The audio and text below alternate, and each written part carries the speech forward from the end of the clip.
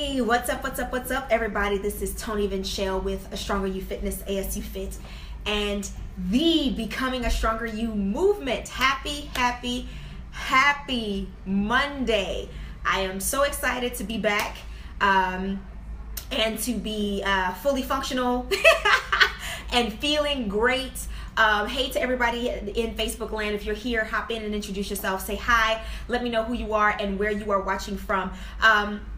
First of all, thank you so much to everybody for all of the well wishes. Last week, I had, I guess you would call it an allergic reaction to a soup that I had purchased from a store here, and I've had that brand of soup before, not in that particular flavor, and I don't really know what happened. But hey, Lim, how are you? I had some kind of weird reaction to it last week, and it took me out, but I'm feeling better. I feel great.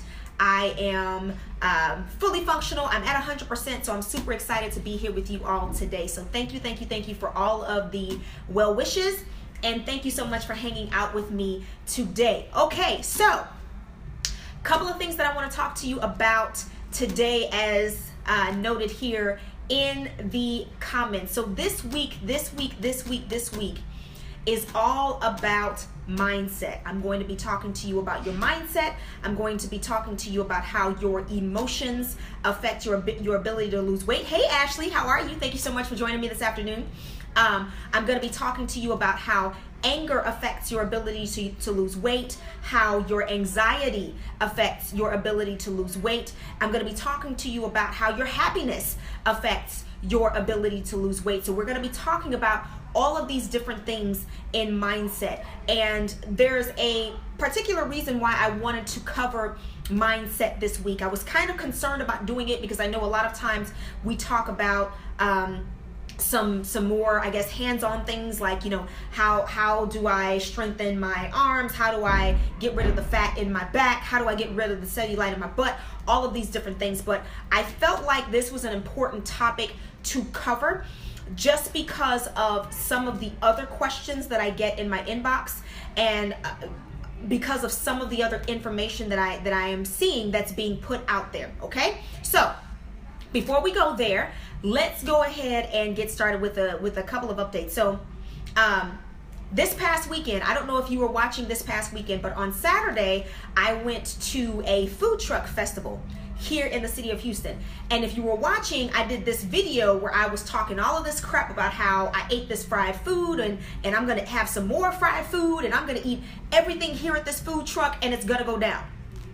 So let me tell you how the good habits that I have developed over time with working with my relationship with food actually sort of sabotaged what I said I planned to do when I got to the food truck fest. So here's what happens. Typically when I go to these kinds of events, like if I go to a food truck festival and I know that there's a possibility that I'm going to overeat, that I'm going to eat a whole bunch of stuff that I should not be eating, and I'm not going to be paying attention, and I'm going to be overindulging, when I know that that is a possibility for me, typically what I will do is I will eat something before I go. So I'll stop somewhere and I'll get something small, and my nose is itching. I'll stop somewhere and I'll get something small, and I'll have that to prevent me from overeating. Then when I get to the festival, the first thing I do is I find the truck or the stand that's selling the non-alcoholic drink. Whatever it is, if it's a lemonade, if it's a punch, whatever it is, and I'll go to that truck or I'll go to that stand and I will ask them for whatever the signature cup, because a lot of them have their little cute cups. They have like little cute mugs and stuff. So I'll ask them for whatever their signature cup is of that beverage. And then I'll ask them to make it like half of the juice or half of the punch or half of the lemonade and the other half water. Okay, so this is a habit that I've developed. And so what I'll do is I'll walk around and I'll interact with people. If my kids are there, I'll let them have fun, and I'm walking around and I'm sipping on this drink, and it prevents me from overeating. So Saturday, before I went to the food truck festival, now mind you, I told you, I in my mind, like I'm telling myself, like, you know, last week was, you know, a rough week, and it's a food truck festival, and I've never seen any of these food trucks, and I am going to eat everything that's there, and I'm not going to feel bad about it, and it's going to be totally okay, because I'm going to live this weekend. So this is what I'm telling myself, but subconsciously not realizing what I'm doing. Before I went to the food truck festival, I went to get my nails done. And before I went to get my nails done, I stopped to get something small to eat. Now at the time, my conscious mind was telling me, oh, you're getting something small to eat because you're hungry because you haven't had anything. So this is what I'm telling myself. So I get this little small snack, and I go get my nails done, and then I go to the food truck festival. As soon as we get to the food truck festival, I find a lemonade stand. And what does he have? He has a signature mug. I think it was called Grandma's Boys Lemonade. And it was a cucumber jalapeno lemonade that I got. So I go and I get their signature mug of this cucumber jalapeno lemonade. And I'm walking around with my friend, and we're talking and we're interacting with people, and I'm meeting other people, and I'm sipping on this lemonade, and I'm watching the kids play around, and I'm enjoying the atmosphere and enjoying the music, and I'm still sipping on this lemonade. And then about 30-45 minutes before we were ready to leave, my friend is like, are you going to get something to eat? And I was like, you know what? Yeah, sure. I think I'm going to get something. So then she goes and she gets these egg rolls. I think it was called a Houdat roll, but it was like crawfish and shrimp and all that stuff, and it's in this egg roll. And so she gets it, and she's like, hey, you know, this is kind of big. You think you can help me out with this? And I'm like, okay, sure. So I get this little piece of a corner of the egg roll. Now I get this piece of a corner of the egg roll, and I immediately go to Facebook Live, and I'm like, look at me, I'm eating fried food, check this out, I'm not gonna do 1,000,000 hours of cardio, I'm having a good time, this is what you should do. So in my mind, like, I'm still thinking that I'm about to have this whole smorgasbord of food from all of these food trucks. Now mind you, I ate before I got there, I've had this lemonade that I've been sipping on the entire time, and now I take a piece of this egg roll, and I was literally satisfied. Like, it wasn't like, oh, you're full. I was satisfied. Like, I felt like my job had been done. But I still went and I got in a line, and I was like, well, I'm going to try something. So I get in this line, and I think I was going to get I think it was like a shrimp truck or something like that. So I was going to get some fried shrimp and some fries. And I'm standing in the line, and I'm like, I'm not hungry. I'm really not hungry. Like, this is not a mind thing right now. I'm really just not hungry. And this is not going to be fun for me, because if I eat this, now I'm going to be stuffed, and I'm going to be uncomfortable, and I'm not going to be able to try anything else. So right when they got to where it was my turn in the line, I literally left the line. And it wasn't until we were actually walking out that I realized that because I had developed these habits over time to keep me from overeating, that even when I had told myself that I was going to let loose, my good habits, because I have been doing them for so long, were so much second nature that they were implemented, and I didn't even realize at the time that that is what was happening. And so I wanted to tell you this story because, again, this week we are going to be talking about mindset. And it's important to understand that in anything having to do with physical fitness, nutritional fitness, whether it's going to be gaining muscle, whether it's going to be losing weight, that no matter how many principles I give you, and no matter how many steps I give you, there are a core set of principles that absolutely do not change. There's a core set of principles that absolutely do not change. And I've said this a lot in a lot of the videos. And I tell people all the time, a lot of what I tell you in terms of the tips and the strategies, these are things that you already know. Most of them, you either already know them or you have already heard them.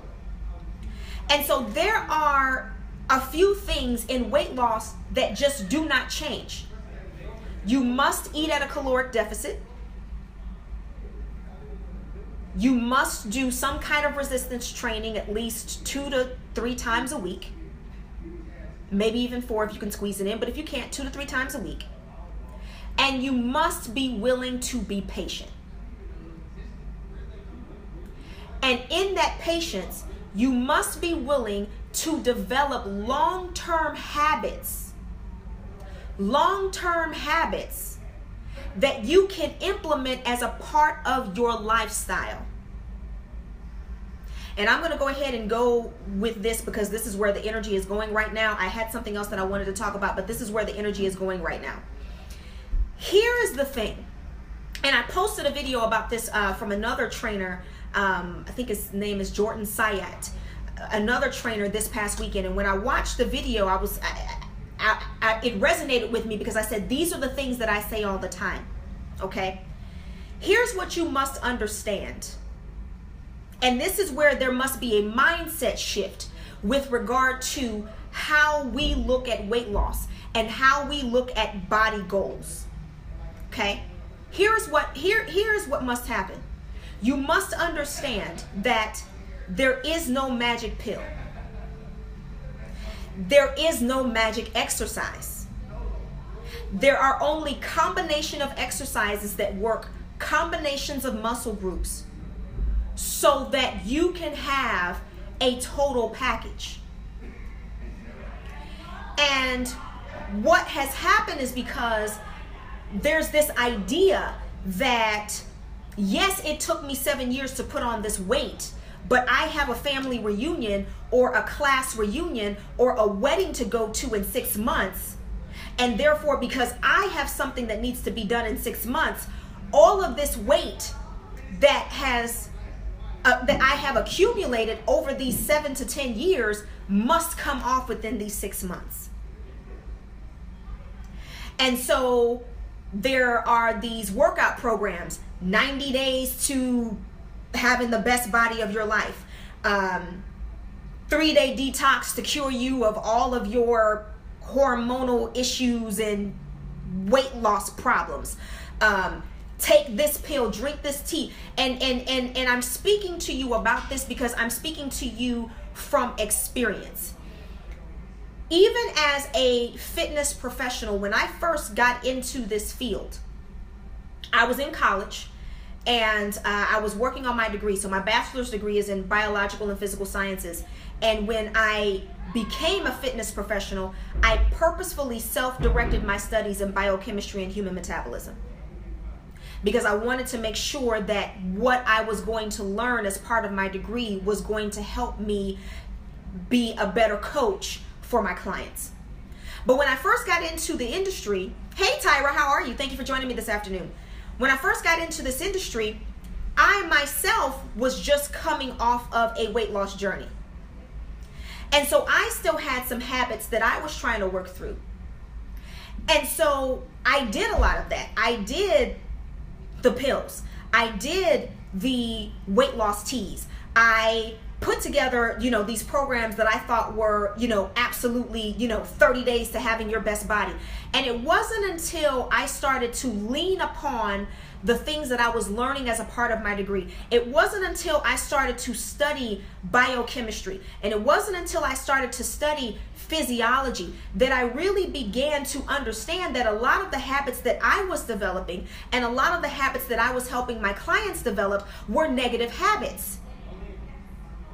Let's talk about this idea of the detox teas, okay? And don't get me wrong, like I said, I have done all of this. If you go far enough on my timeline, hey Lavonda Lynn, how are you? Thank you for joining me this afternoon. If you go far back enough on my Facebook timeline and on my Instagram timeline and on my Twitter timeline and on my Pinterest timeline, actually, you will see where I have done these things. I've done the juices and I've done the pills and I've done the teas. And it wasn't until I started studying that I didn't realize that when you overindulge, hey there, when you overindulge, okay, and you say, I'm going to drink this tea or I'm going to take these pills and it's going to be like what I ate never happened. If you study some of the clinical definitions of bulimia, hey Tyra, I'm glad you're back. If you study some of the clinical definitions of bulimia, that is one of the clinical definitions of bulimia. This idea that if I overindulge, if I take a weekend and I overindulge in food, if I go to a food truck festival, if I go to a birthday party, if I go to a wedding, if I go to some type of event and there's lots of food there, and I eat all of the food, then there's this idea that I now must purge myself of this food that I have eaten. And so in order to purge myself, I'm going to drink this tea, or I'm going to take these pills, and it's going to be like it never happened. That is bulimia, because what you are telling yourself is, I ate this food, and because I ate this food, I did a bad thing. And because I did a bad thing, I am now bad. And because I am now bad, I must now purge myself of my transgressions. You must understand that bulimia is not just sticking your finger down your throat. It's any idea that you must purge yourself of what you have eaten. I'll give you another example. If you go out and you overindulge on the weekend, and then you show up to the gym on Monday and say, I'm going to do 5 hours of cardio because I ate 2,000 extra calories over the weekend, that is bulimia. Because what you are telling yourself is, I did a bad thing. I ate this food, and eating this food is bad. I did a bad thing, therefore I am bad. I am now bad, therefore I must now purge myself of this badness that I engaged in over the weekend. I'll give you another example. And I hear this all the time. I have an event tonight. So what I'm going to do is I'm not going to eat, because I know that when I show up, there's going to be lots of food. So what I'm going to do is for this entire week, I'm just going to eat salads. And then on the day of, right, see, Lavonda, absolutely. And then on the day of, I'm just not going to eat, so that when I show up to this event, I can now have this food. Not understanding that technically, again, if you research some of the clinical definitions of anorexia, that is considered anorexic. It's this idea that I am fat. Therefore, if I want to enjoy this food without making myself fat, I must starve myself so that I can now become worthy of having this food that could potentially make me fat. And if I starve myself, maybe if I eat it, I won't get fat. And so what happens is you say, I'm going to juice all week. I'm going to eat salads all week. And then on Saturday, when this event shows up, I'm going to eat everything that's there. But then what happens is that you eat everything that's there, and then you feel terrible. You're bloated. You're constipated. You might have a headache. You feel guilty. Oh my God, I can't believe that I ate all of that. Right?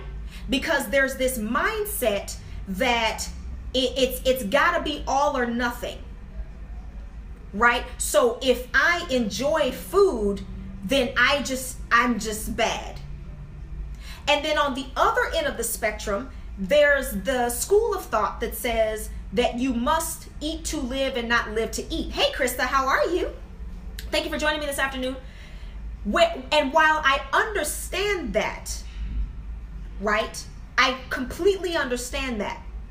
The problem is, if you are not mentally prepared and psychologically mature enough to handle that kind of an idea, to handle that kind of a structure, then what happens is you will begin on that journey.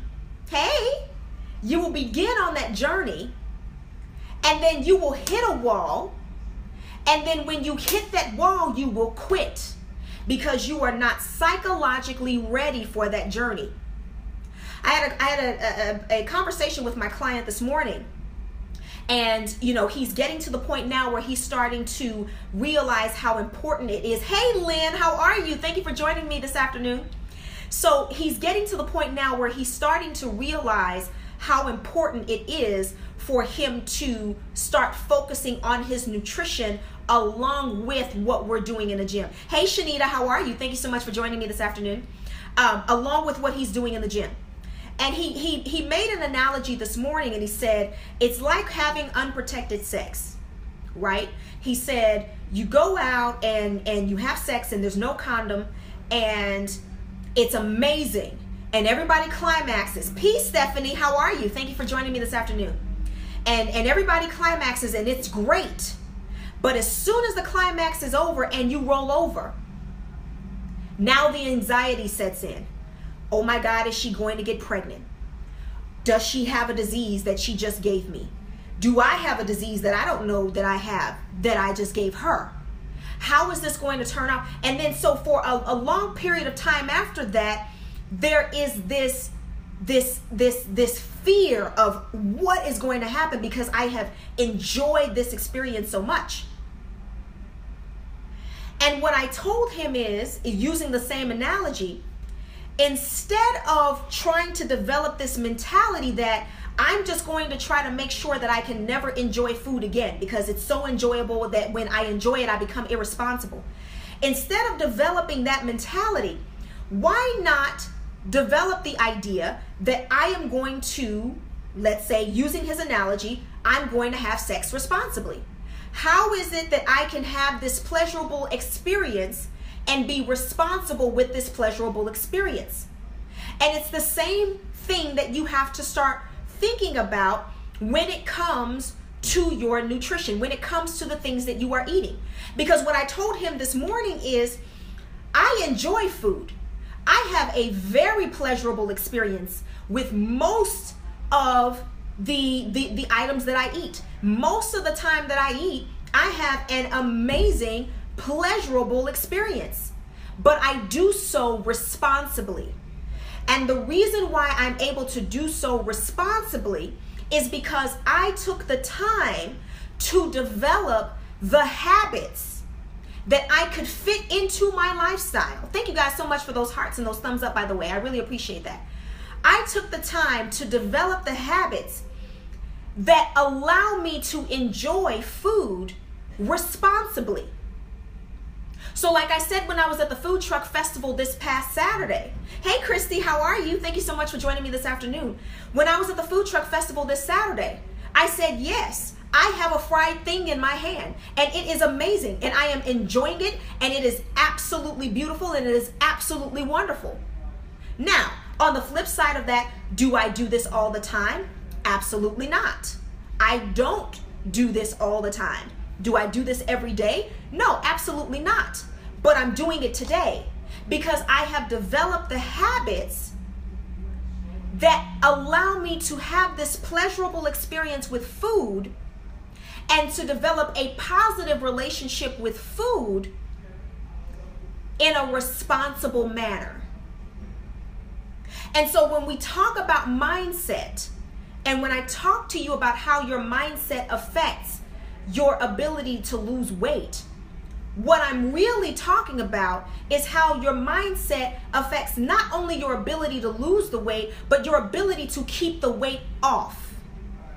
And that is the reason why what I do is so different. When you guys come on these videos, when we talk about tips and strategies, you already know this stuff. Thank you, Shanita. I'm glad that it's helpful. You already know this stuff.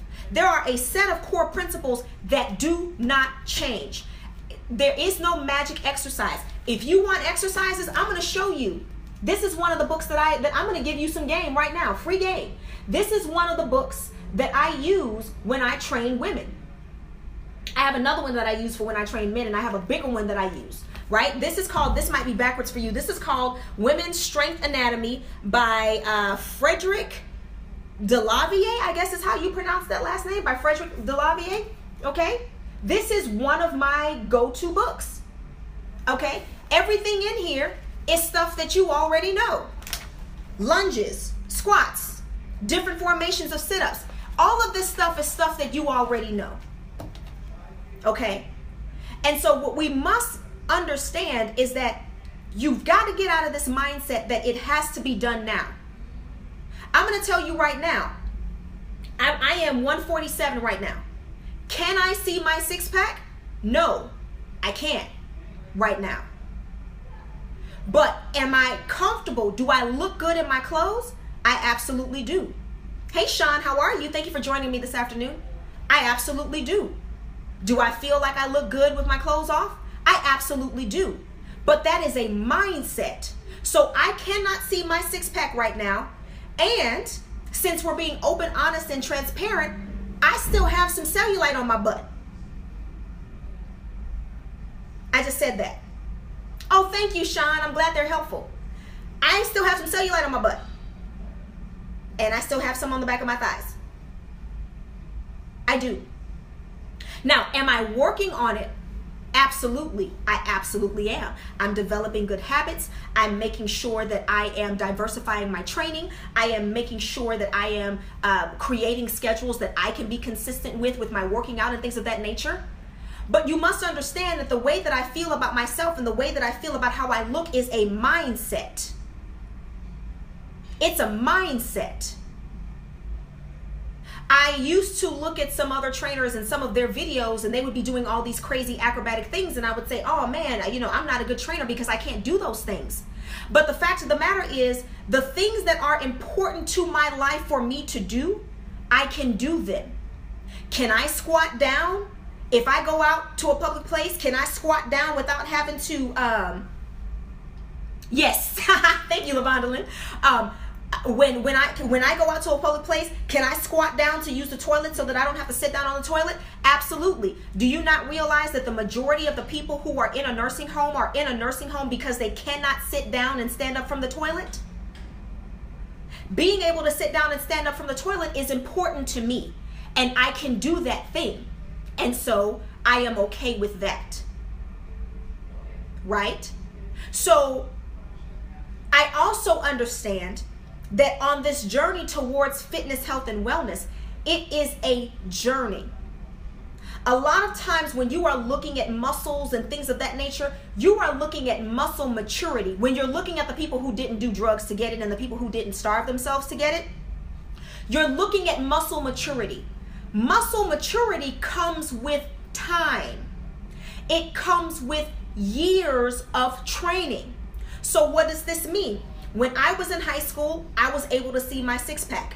After I had my third kid, I was no longer able to see my six-pack. Now, could it be a few more years before I'm able to see my six-pack again? Absolutely. Why? Because I don't always live in the gym. Yes, it builds with time and consistency. Yes, I don't always live in the gym. I also have a life. I am a wife. I am a mother. I am a business owner. I'm probably going to be starting a master's program here at the end of the year. And so there's all of these other things that I do in addition to this fitness, health, and wellness lifestyle. And what I had to come to grips with was this. This is the result that you want. These are the things that it's going to take to get it. This is the amount of time that you must put in. How much of that time do you have now? And understanding that if you have 80% of that time, then you do the best that you can with that 80% of that time, understanding that it might take you a little bit longer to hit that goal. So when people look at me and they're like, oh, well, I want a body like yours and this, that, and the third, I say, don't try to get a body like mine. Try to get the best body that's the best body for you and your lifestyle. Because there are some weeks, I just said I don't always live in the gym, which I don't. But there are some weeks where you will find me in here getting it in 7 days a week. Like some weeks I'm froggy like that. When I go in and I go hard, and it goes down when I work out by myself. Right? But that's my lifestyle. And that's what I'm willing to commit to for that period of time. And so you must understand that if you have so many hours in the day and so many hours in the week, that your time frame for consistency may be longer than the next person. But rather than trying to determine what you're going to look like in the next 90 days, start thinking about How do I want to feel 10 years from now? How do I want to feel 20 years from now? How do I want to be, what do I want to be like in my 60s, my 70s, and my 80s? Do I want to be able to stand up on my own 2 feet with my shoulders rolled back in great posture with beautiful skin and beautiful hair and be able to drive my own car and not have to be in the nursing home and not have to be in a wheelchair and not have to be in a walker and not have to be on 95 different medications? Then that is what I'm working towards. Because understand that with weight loss, the quicker, thank you, Lavonda, right there, walking with ease. You know, that's one of the things that I think about. And you must understand that with weight loss, in most situations, the quicker it comes off, the quicker it will come back. And so when I see these programs and they are 30 days to weight loss and people have all of these testimonies, I lost 45 pounds in 30 days. I lost 98 pounds in 60 days. My question is, okay, that's great. Don't talk to me 60 days from now. I want to talk to you a year and a half from now. I don't want to talk to you 6 months from now. I want to talk to you 2 years from now. And I want to see what your quality of life is like 2 years from now. Have you developed habits that are sustainable? Have you developed a positive relationship with food? Says, I talk to elders all the time and they all say they wish they would have taken care of themselves sooner. See, thank you for sharing that, Lavonda Lynn. I appreciate that. Exactly. Right? So when you jump on these 30-day detoxes, it's about lifestyle. Absolutely, Tyra. When you jump on these 30-day detoxes and these 90-day metabolic resets and all of these other different things, my question is, are you learning the habits? Sometimes when people come in here for consults, and we start talking about things, they ask me questions like, well, don't you have a program where I can just come and work out? No. And the reason why I don't do that in my practice is because it doesn't work. When you get somebody in and they just go and they just work out 3 to 4 times a week and they're just working out, yeah, in 90 days, you're probably going to see great results. But then what happens is a year later, they circle back around, and this is what I was finding, this is what was happening very early on in my practice when I was still learning. When I thought that it was literally just about eating kale and working out every day. This is when I was still learning. What I would find is in that 90-day to 6-month period, they would do really, really well. But then a year later, when I see them in the following year, they're not the same, or they wouldn't be the same. And it's because at the time, I did not understand the importance of developing habits. So as you all are developing, as you are evaluating programs, when you are watching these commercials, when you are looking at these videos on Facebook, when you are looking at these bodies on Instagram, when these advertisements are coming down your feed and it says they stopped doing it, they didn't learn how to maintain their lifestyle. Absolutely, absolutely. Right? So when you see these advertisements coming down your feed, join my 30-day weight loss program. It's totally gonna change your life. And you're looking at all of these testimonials. I did the program in, so it's April. I did the program in February and I dropped 68 pounds by March. That's great. Don't talk to me in April of 2017. Come back and talk to me in April of 2018 and let me see what you look like then. Let me see what your life is like then.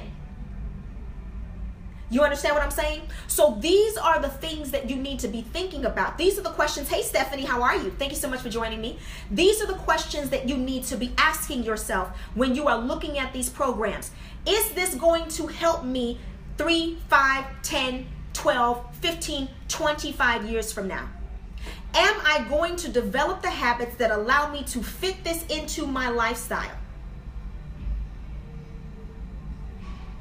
Am I going to have the coaching and the support necessary to help me develop a different mindset about my body, about my food, about what I do in the gym? Am I going to have the support to help me develop a different kind of mindset so that this becomes a lifestyle for me, that I develop habits that are so ingrained in my being that they become second nature, that I do them without even thinking about them, the same way that I did it this past Saturday at the food truck festival and didn't even realize that that's what I was doing.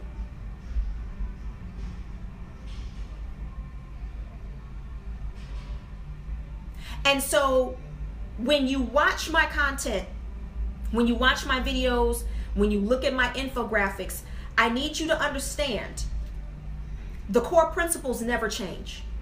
Now, the difference between my videos and maybe some of the other content that's available is I will explain to you on a physiological level why these things are important, right? So I'll explain to you why being at a caloric deficit is important.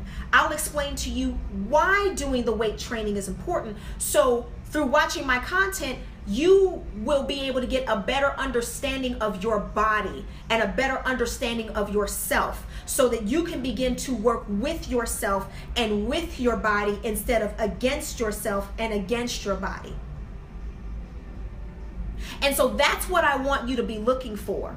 But the core principles of being in a caloric deficit, implementing your weight, your resistance training, developing good habits and following those habits and maintaining consistency over a long period of time, those things will not change. And so if you don't take anything else away from what I have said today, understand this. If there is not a change in your mindset about your body and about your goals and about your relationship with food and about your relationship with yourself and your idea of what you want your future to look like, then nothing that you do, buy, eat, drink, sniff, or inject is going to make a long-term difference. You must understand that. And you must understand that this is a journey. That is the reason why the name of my movement is called Becoming a Stronger You. Because this is an everyday, every minute, every hour, every week, every month, every quarter, every year, every decade. It's that kind of a journey. Thank you, Lavondalyn. It's that kind of a journey. So if you found any value in anything that I said today, yes, I said sniff. I did, because you'll be surprised, Tyra. There are weight loss like things that you can sniff. When you start looking at this stuff, you will realize how outlandish it becomes. Okay, but if you found any value in this content, please like, share, subscribe, share this with people, because I really think that this is a message that people must understand, and it's a message that people need to hear. Okay, all right. So oh yeah, I didn't show y'all the pink folder today. Today's lesson was all off the top of my head, but I'm going to show you the pink folder anyway, because we have the pink folder in every video, and it's cute. For consistency. But yeah, all of that was straight from my heart. Straight from my heart. I promise you it was. I don't have any notes written down. I don't have anything written down. All of this was straight up from my heart. But if you know anybody that could use this information, please make sure that you share this information. And that's it. That's all I have for you all today. Does anybody have any questions? I know there were some people that were on and some people that hopped off, but does anybody have any questions today?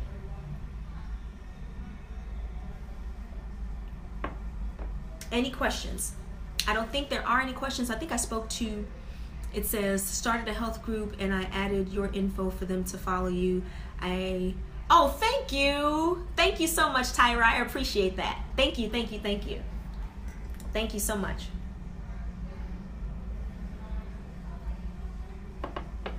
All right, so if there are no questions, I want you guys to know that I love you all. Remember, you guys can catch me Monday through Friday here at 12 noon. This week is all about mindset. We're going to be talking about your emotions. We're going to be digging into your past. We're going to be talking about some uncomfortable stuff.